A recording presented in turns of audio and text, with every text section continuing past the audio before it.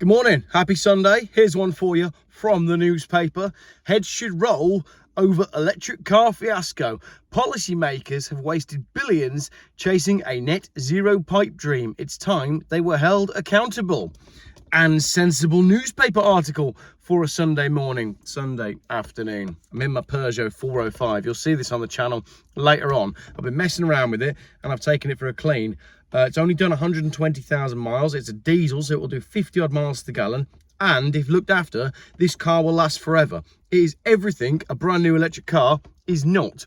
Profits at the German auto giant Mercedes plunged on Friday as sales of its slick new range of electric vehicles went into free fall. Did you know as well, Mercedes have quietly dropped their electric SUVs? Hasn't really been in the news, but I'm pretty sure they've stopped making them. Porsche abandoned its sale targets for battery-powered cars. We know that because I did a video on that last week. Amid waning demand from customers, Ford is losing nearly $50,000 on every EV it sells, while Tesla's profits dropped 45%.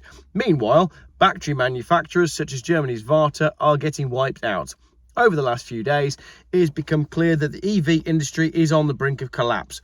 Hundreds of billions of euros, dollars and pounds have been pumped into this industry by political leaders and the subsidy junkies that surround them, and it's surely time they were held to account for the vast quantities of taxpayer cash that has been wasted.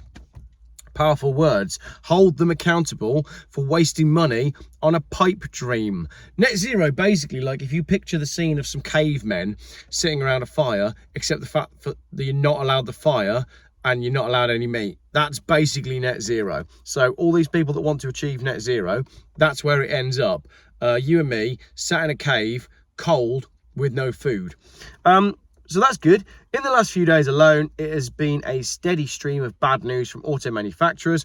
Mercedes, the company founded by Gottlieb Daimler that pioneered petrol-driven cars, is struggling to replicate that success in the battery version. Group net profits were down 21% on Friday, mostly on falling sales of its new range of EVs. Said the same thing about Audi when I did that video the other week. Isn't it so tragic to see these fantastic manufacturers that gave us cars like the Audi Quattro, like the Mercedes? I mean, take your pick of great Mercedes from the past. And now they're all falling on their own sword because they've followed a dream that was laid out by misguided politicians who were got to by the World Economic Forum. Earlier this week, the great rival Porsche watered down plans for electric models. Ford's profits are down 35% in the latest quarter amid losses in the EV unit. Tesla slashed prices and offered generous financing deals to try and revive flagging demand. So we've got a there's an image there which I can try and show you. So that shows the build-up of, if I can make that full screen, this is Tesla sales, right? So you can see in 2019 things were looking pretty good, and then we climbed 2020, 2021, 2022, 2023 we have a big jump, and then 2024 we're back down. We've reached peak Tesla. Everybody who wants one has got one, and now they're struggling to find new buyers for those cars. So what does this mean then? Where does the article go next? It was even worse for component manufacturers. Shares in Germany's Varta, the battery company, are down 70%, and there's reports the company may have to be rescued from bankruptcy after making heavy losses for batteries for hybrid sports cars. Nobody wants, the thing is, if you want a sports car, you've got a sunny day like today, what you want is a minimal amount of technology and a maximum amount of mechanical engagement. I want a manual gearbox. I'll have power steering, but I'm not even bothered about that. I don't want all your driver assists. I don't want all your screens, and I don't want an automatic box. Mark 1 Mazda MX-5, perfect car for a sunny day like today. And all that was before the Chinese entered the market. Sorry, there's too much capacity in the industry. Companies have over-invested in too many factories and distribution centres. Demand for the end product has started to crumble, with consumers increasingly nervous over what may become obsolete technology. Insurance and maintenance costs are proving far higher than expected for many once the vehicles are actually on the road. So the electric dream is not the electric dream that we've been sold. These vehicles are not necessarily reliable. Yes, I know I have electric car people in the comments. Well, my Tesla's done 150,000 miles. That's great. Your company paid for it for you, and you get paid 40 pence a mile by your business. That's why the Tesla works for you. For real people that spend real money, that go on real journeys, generally, we want a petrol or a diesel car. I will be doing a video on sensible second-hand EVs, because if you've got 10 to 15 grand to spend and you can charge at home and you don't want to do massive road trips all the time, probably a good time to buy an EV. But there is an element of risk with that, because if the battery goes wrong, you're absolutely knackered. Case in point, £900 Peugeot 405 diesel that will last forever, outlast any EV.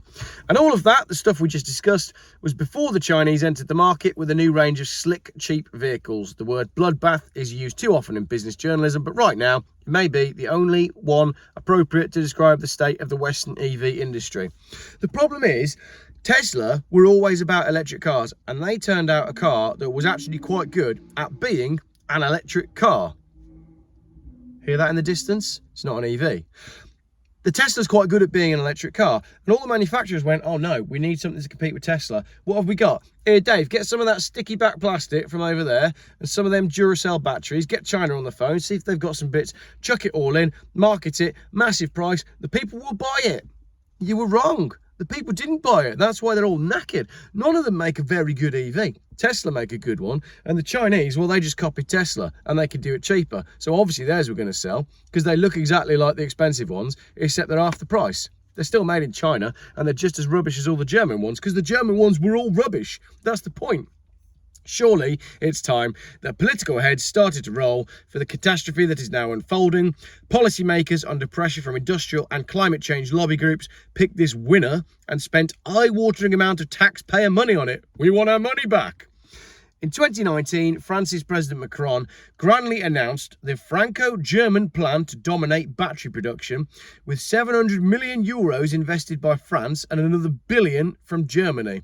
The EU proudly boasts that 80 billion has been invested in the EV value chain as part of the Green New Deal, but when the books are finally opened, it's unlikely they will be good. The situation is even worse in the US. The Biden administration, old dementia patient that definitely isn't in charge. The Biden administration recently awarded nearly $2 billion in grants to help restart or expand EV manufacturing and assembly sites across 8 states, which feels like throwing good money after bad.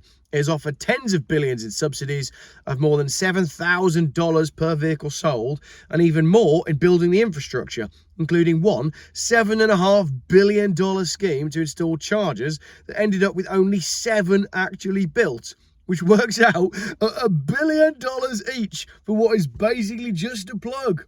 Wow, they've done better than John DeLorean. Do you remember when John DeLorean took the British government for a ride on getting loads of money out of them to build cars in Ireland that never materialised? And he'd go in for a meeting and they'd say, John DeLorean, we've given you all of these millions of pounds. How are you getting on with that sports car that you're building in Ireland? And he'd go, well, I've had a great idea for an SUV and I'm going to need more money. And the British would go, we can't give you more money for an SUV. You're supposed to be building the sports car. You haven't even done that yet. And John DeLorean would go, well, then I'll close the factory. And the British government would go, oh, hang on. The IRA, the relationship with Ireland, we can't be seen to not be funding this guy. We better give him more money. And it went on for years. It's a fantastic story. He got so much money just by riding the wave of popular opinion. And that's what these companies are doing. Even in this country, where our political class was largely too incompetent to back any projects, money was poured into the ill-fated British Volt project, and it remains to be seen how much is finally given to India's Tata for its new EV battery factory in Somerset. Economists have long warned that net zero provides a golden opportunity for waste and rent seeking, but some elites chose not to listen. We should start holding them accountable. Lobbyists argued for the subsidies, civil servants supported them, and finance ministers enthusiastically virtue signalled with other people's money. No words being minced today. But too much investment creates overcapacity. Markets are better at deciding which technologies work than politicians.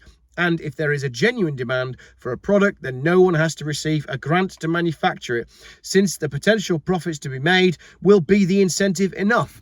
As I have kept saying, I don't have a problem with electrical vehicles being made, but let them compete on their merits. Put an electric car next to a diesel car, next to a petrol car, remove all the subsidies, put them at the same price, and see what happens. And I guarantee you, the electric car will be the last one left on the forecourt. The carnage of the EV industry is only just getting started and has already cost billions. We are starting to see the collapse of the vehicle manufacturers, and it's all because of the net zero pipe dream.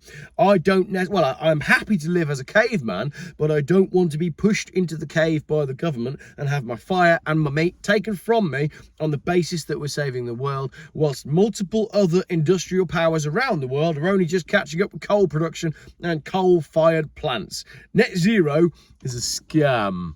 Thanks for watching. It's really hot in here today. The weather's actually nice for once.